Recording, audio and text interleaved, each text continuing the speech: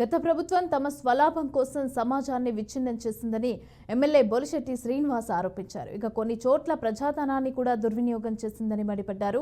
పశ్చిమ గోదావరి జిల్లా తాడేపల్లిగూడెంలోని Usha గ్రాండ్లో Nikon company కొత్త కెమెరాను ఎమ్మెల్యే ఆవిష్కరించారు. ఇక సమాజాన్ని సృజనాత్మకంగా చూసి మరో కోణం ఆవిష్కరించే ఫోటోగ్రాఫర్లకు తానెప్పటికీ అండగా ఉంటానని పేర్కొన్నారు.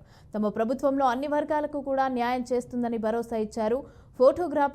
ఫోటోగ్రాఫర్ల సమస్యల పరిష్కారానికి కూడా కృషి చేస్తామని ఎమ్మెల్యే హామీ ఇచ్చారు.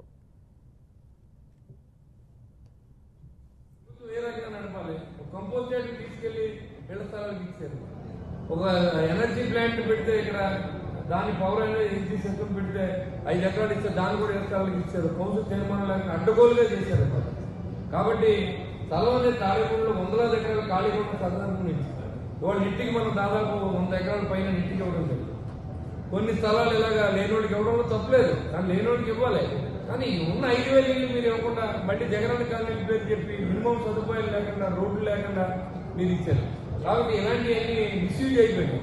కాబట్టి మనం ఖచ్చితంగా ఒక మంచి ప్రయత్నం చేద్దాం. మీకు ఎలా సహాయపడగలను సమాజంలో అలా అన్ని రకాలుగా వాడుకోండి. మీరు ఈ సైట్లు ఇప్పించిన వరకు ఎంతవరకు ప్రభుత్వం మనకు కలిసి వస్తుందనేది నేను కూడా ప్రయత్నం చేస్తాను. ముందుగా మనం జర్నలిస్టులకి ఇల్లు ఇస్తాను అనేది మనం స్లోగన్ చెప్పాం, దాన్ని చేస్తాం. జర్నలిస్టులు చాలా మంది ఫోటోగ్రాఫర్లు కూడా చాలా మంది జర్నలిజంలో వచ్చారు. చాలా మంది ఎక్కువ మంది ఆ ప్రొఫెషన్లో ఉన్నారు. ఏదైనా బెనిఫిట్ జరగడానికి, సామాన్యుడి బెనిఫిట్ జరగడానికి కూటమి ప్రభుత్వం పనిచేస్తుందని చెప్పి